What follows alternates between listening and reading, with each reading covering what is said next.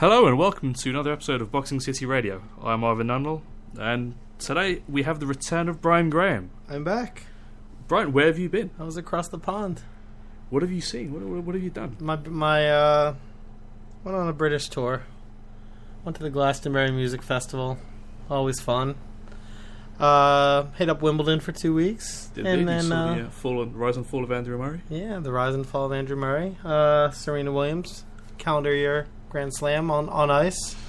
And finished it up northbound in Scotland at the British Open. You did indeed.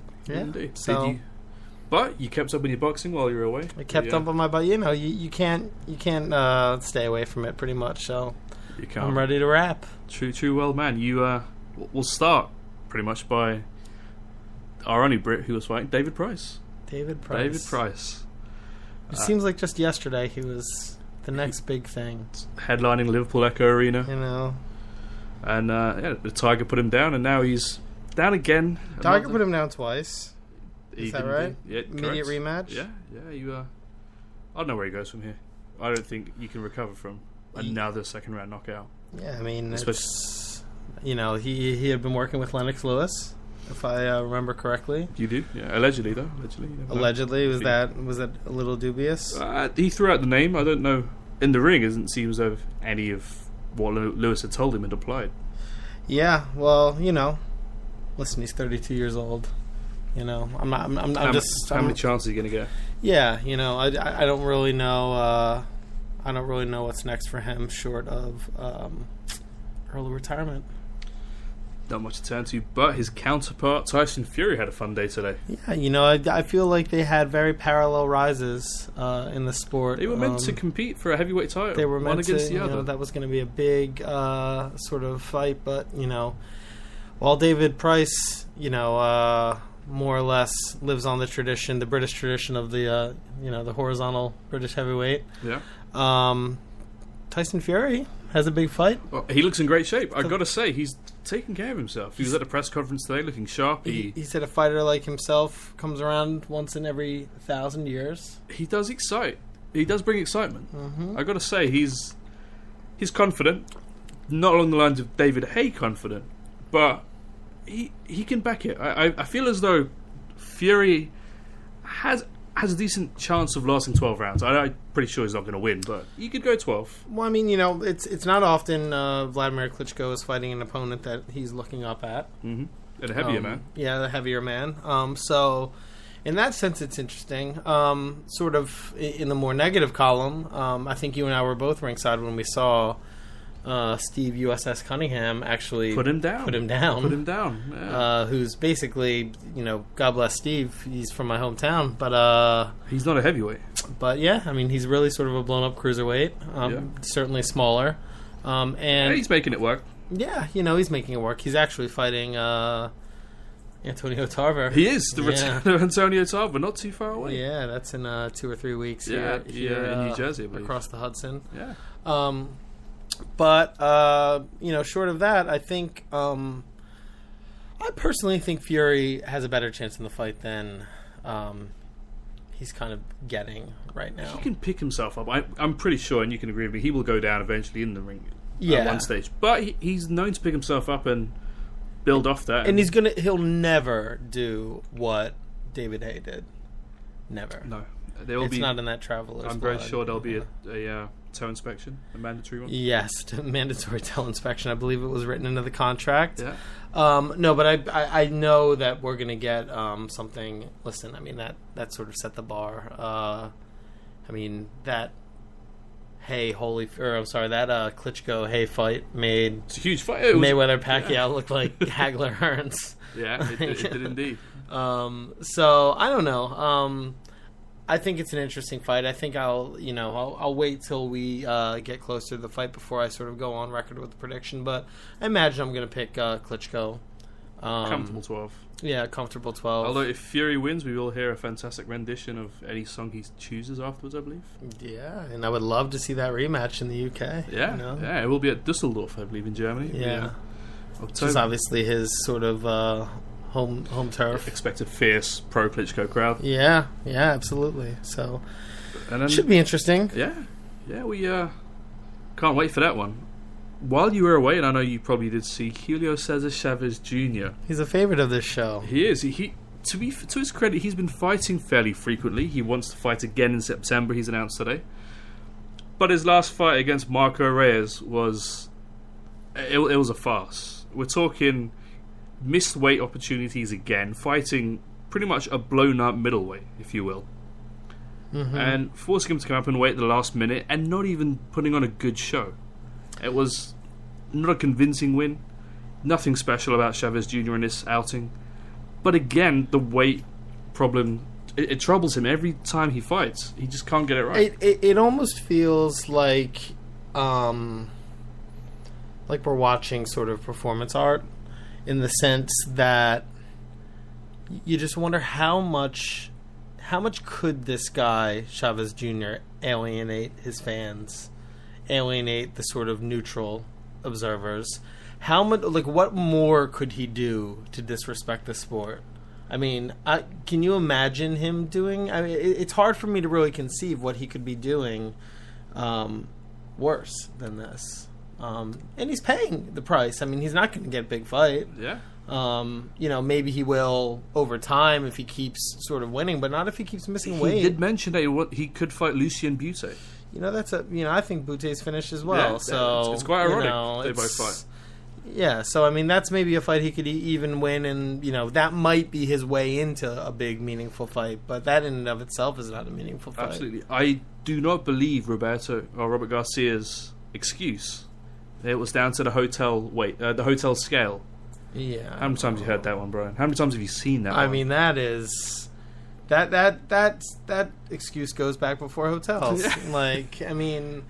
It's unbelievable. But it's another Garcia fight and missing weight. You got to start putting the pieces together here and say to yourself, what is going on in that gym? Why can't they make weight? Yeah, well, I mean, for a guy that was really sort of riding high for a little bit as sort of trainer of the year, certainly. It's a very, I would characterize this trend as alarming. And you wonder if it's going to continue moving forward. So we'll see. We'll definitely have to see. Some good news though.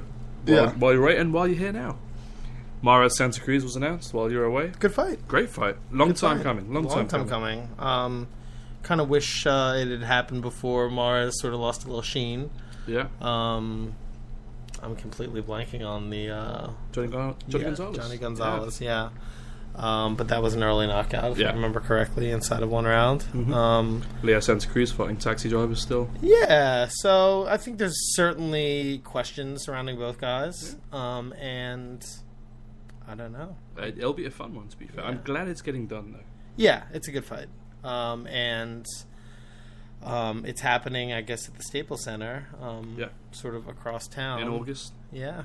Only a few weeks away. Yeah, so it should be a good one. I'm glad that Santa Cruz is finally going to somehow fight a meaningful fight, but at the same time showcase his credentials, because we've seen, and you may have seen there, Carl Frampton fought, Scott Quigg fought. Right. We got some big names. Yeah. Big names. And Carl Frampton, great. I wouldn't say it was a good fight. I don't know if you saw most of it, but he's staking a claim to fight the bigger names in his division or possibly move up. Yeah. Same with Quigg. I think we've got a great combination of fights there.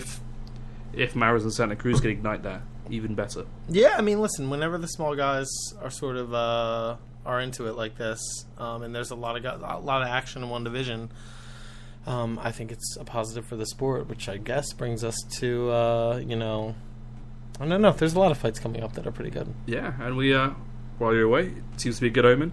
Rigondeaux Lomachenko. See, I did not. Yeah, is that made? Is that official? It's from what Gary Hyde tells me. They're close. Yeah, but then again, you never know in boxing. So it's funny with Rigondeaux. I mean, my memories of seeing him. I forget. I guess one of the Pacquiao Marquez fights. He's fighting a guy from Philadelphia by the name of Tion Kennedy. He knocked him down 5 times. He won. I think that was Rigondeaux's maybe 6th or 7th fight. Certainly impressed by the power he showed in that. And then, obviously, the big one here in New York was when he fought Donaire at Radio City, and looked marvelous doing it. But the got truth, knocked down. He did get knocked down. He did get knocked down, yeah. Donner should have finished him. But I do think, but if I recall correctly, I never rewatched that fight, but I do remember I think it was towards the end, maybe the 10th round, and the fight was sort of... It was swinging. It was like if he was going to finish on his feet, he was going to win. Yeah.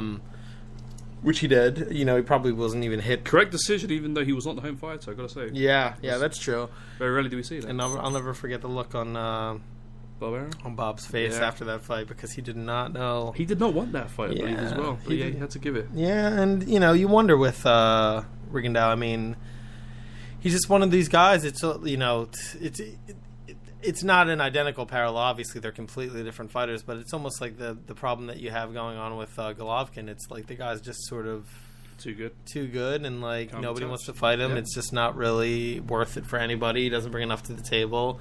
Cuban fighter, not necessarily the most. And it's not his fault. It's just a stylistic thing. And you know, he's also you know, anytime you go below 130 pounds, it's really going to be sort of for the hardcore fans only. Well, it's a fairly regional thing as well. I believe it's more popular in Asia than in Asia. Exactly. That was a very parochial sort of point of view, but certainly with it domestically, the TV is not there for the smaller guys. Yeah, I mean, even Manny Pacquiao, like his biggest paydays weren't until he moved up, sort of, you know, to 135, 140. Exactly. So basically, you have to be a total sort of phenomenon to break through. El Chocolito, maybe. El Chocolito could be, but you wonder, you know, Rigondeaux. I don't even like the last fight I remember him. Japan on New Year's Eve always has a big card. I think he fought on that. He did. You are correct. He flew I think so. He flew into Japan. He fought that, and to be honest, I'm not sure if he's had a fight since then. Has he had? I don't know. I'll have to double check that one. Yeah. But I think for the most part, he's been fairly quiet. I know he had some promotional problems. There was talk of him with Heyman, with Rock Nation. Yeah. But it seems like if Bob gets his way, he's gonna ironically go back to Rigondeaux. You know what? I gotta say, like, he could. I would like to see what a Rock Nation could do with a Rigondeaux. You know, just because it would be interesting to see if he was at I would like to see Rigondeaux maybe at a smaller shop where he could sort of have the backing, really. Yeah, have more backing instead of being just one of 100 or 200. He needs a good 4 or 5 fight deal, just like Klitschko signed today, which was great for him. And see what they could do with it. You know, maybe I don't know. It would be interesting to see. I mean, it's just maybe that doesn't interest everybody, but I've always found him vastly talented every time I've seen him. And listen, Lomachenko, that's a heck of a fight right there. I was reading online how this is the type of fight you could play classical music and drink wine and watch. It's going to be that much of an artistic circus. All right, okay. We'll break out the pimps. Yeah. We'll see. We might as well. Hopefully that gets signed. We'll hear about that soon. Yeah. And then on to more recent. Well, there's one more fight.